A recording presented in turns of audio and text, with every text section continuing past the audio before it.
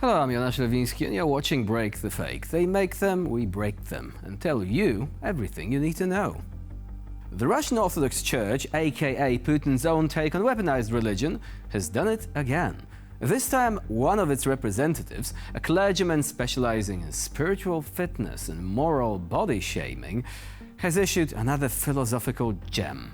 Plastic surgery is not cosmetology, but a form of prostitution. Можно ли делать пластические операции для красоты? Смертный грех. Все пластические операции есть проституция. Потому что они делаются для угоды только блуда. И самообман. Скорее всего, даже это маленькое, но, а может и глубокое сумасшествие. И мужчин, и женщин. Только те пластические операции, которые люди пострадали, взрыв, спортивные какие-то травмы, бытовые травмы, ДТП. Ну, надо человеку исправить там и глазик, или носик поправить, или хотя бы лицо выровнять. Страшное лицо пугает детей. Это медицинское врачевание. А все остальное есть то, что я сказал. Все, что лицемерно, что неестественно, это большой грех. Это есть лицо дьявола. Лицо дьявола. Кукла не может быть ребенком. И любая картина живописная, никак она не может отразить аромат садов, лесов, красоту моря, рек или человека. Now, that was rather blunt, wasn't it? Especially the fornication part. Anyway, in light of this new line of theological thought, I suppose the Russians will be following the footsteps of the Taliban soon enough. Come to think of it, if plastic surgery is the sign of moral taint and decay, what of other aesthetic enhancements? Eyelash extensions? Fancy nails or hair highlights? That way heresy lies, my friend. And don't even think about applying filters to your selfies, for your soul shall be cast into eternal flame, or at least blacklisted by the Roskomnadzor, Russia's own online forum of the Inquisition.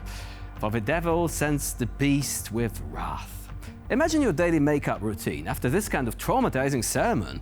Next thing you know, any mirror you look at will seem like one of those oblivion gates spilling out evil and corruption. But here is the thing. If plastic surgery is a sin to be condemned from the pulpit, then what of the Kremlin's chief aesthete, Vladimir Putin, who has long been sporting a face like a figure from a wax museum? I wonder why. With a forehead smoother than state propaganda and puffy cheeks that wouldn't look out of place on a victim of a swarm of bees, Putin is no stranger to the plastic surgeon's rejuvenating touch. Sources close to the Kremlin cosmetologists say that regular beauty injections are a matter of national importance for Putin. After all, how else can you convince Russians that you are immortal, if not with a face that hasn't changed much in a decade and a half? At least that's the idea. Some say he looks as if Gollum from Lord of the Rings fell into a vat of Botox instead of lava, though the FSB has probably taken care of all of those haters. So, turns out that the spiritual outrage at the presence of beauty salons only goes so far. I mean, come on, not even the Soviet Union had a problem with that, at least not until the whole economy went belly up. So, why is this a thing now? Maybe they're simply running out of resources. With sanctions putting a squeeze on Russia, tough choices have to be made. Priorities, people. Forget the private sector. Everyone in the Russian beauty industry must focus on one thing and one thing only, namely making the dictator picture perfect, so that even if your annual Victory Day parade is a flop, you can still pretend you're some kind of style icon or something. Ultimately, neither Putin nor Russia are even remotely self-aware in all of this. Here we have a country that's one gigantic Potyomkin village, a pretty facade, but don't even try looking behind the scenes. They are a military superpower, but their three-day war has now entered its fourth year.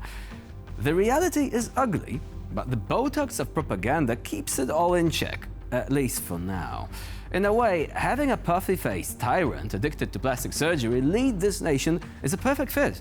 Even Lenin still looks good, although he hasn't moved in 100 years. Everything is fine. If the dog on fire meme was a country, then yeah, it would be Russia. Let's talk about how Russians living abroad are perceiving reality around them. You probably heard that a large number of Russians have left the country after its 2022 invasion of Ukraine because, well, they disagree with Putin's policies and therefore it's safer for them to live abroad. But do Russians actually like living abroad? And what problems do they face? Well, it's time to find out. Что вам больше всего нравится в этой стране? Абсолютно ничего не нравится. Что-то не та Америка, когда мы приехали. Это уже больше Советский Союз. Нет свободы слова. Раньше можно было в пьяном виде ездить. Тебе полицейский останавливал, спрашивал, доедешь ли ты дома? Говоришь, да, доеду. Говорит, ну езжай только осторожно. А сейчас ты получаешь штраф, у тебя отбирают права, у тебя отбирают машину. So, first of all, this couple claims that the United States is like the Soviet Union now. And the reason for that is that you can't drive drunk anymore.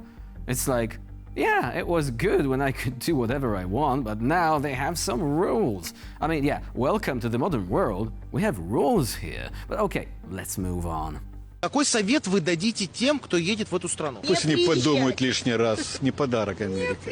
Я лично очень за Путина. Считаю, что все, что он делает, это очень правильно. Я думаю, что в России будет лучше, если они там останутся. Через 10 лет в этой стране никто не будет говорить по-английски. Fella, if you love Putin and your advice to other people is not to come to the United States, why are you there? You don't look like a hostage or a refugee. May we suggest, perhaps, considering moving back to Russia? I'm sure the suburbs of Norilsk have better living standards than the average town in Southern California. Хорошего делает Путин. То, что он говорит, вот когда он пресс-конференции, или он выступает цифрами, прямо наизусть все помнит, или послушать американского президента, или послушать Путина, это далеко не одно и то же. Вот поэтому. Видно, что человек участвует во всех делах. So once again, you live in New Jersey and you're talking about how Putin is better than Trump. I mean, if this interview was filmed somewhere in Moscow, we would understand. But here, I get it, the FSB has a long reach, but somehow I don't think it has the Novichok to spare whenever a random Russian in America doesn't prostrate himself before Putin's effigy 4 times a day. These people are pretty much safe there, and yet the thought of criticizing the dictator never even crosses their mind. Не думаете переехать в Россию? Знаете, если бы я был помоложе, я бы задумался, но мне уже немножко поздновато. Будем страдать здесь, так сказать. Oh, now we have the answer. The guy considers himself to be too old to leave. That's a good excuse. If he was younger, he would be afraid of being drafted, so he wouldn't leave either. Well, again, imagine living in a communist-era apartment block in Siberia where the pipes freeze over and the heating only works a few hours a day. Yeah, Russians in the US have all the creature comforts they may desire, but they are still salty about the decadent West somehow. Imagine that. Remember the phrase, Russia is a state of mind? Okay, so it's a bit of a cliche right now, invoking images of vodka-drinking gopniks, wrestling brown bears, and Tokyo drifting a main battle tank to the sound of hard bass. But then again, how do you explain the phenomenon of folks preaching Russia's virtues while living at a comfortable distance from all that authoritarian war economy awesomeness they are talking about? America may be decadent and all, but at least it keeps you safe from that lovely invitation from the Russian army, which otherwise might have graced your mailbox one day. And with this, we conclude this edition of Break the Fake. Please stay with us here on TVP World for more latest news and updates.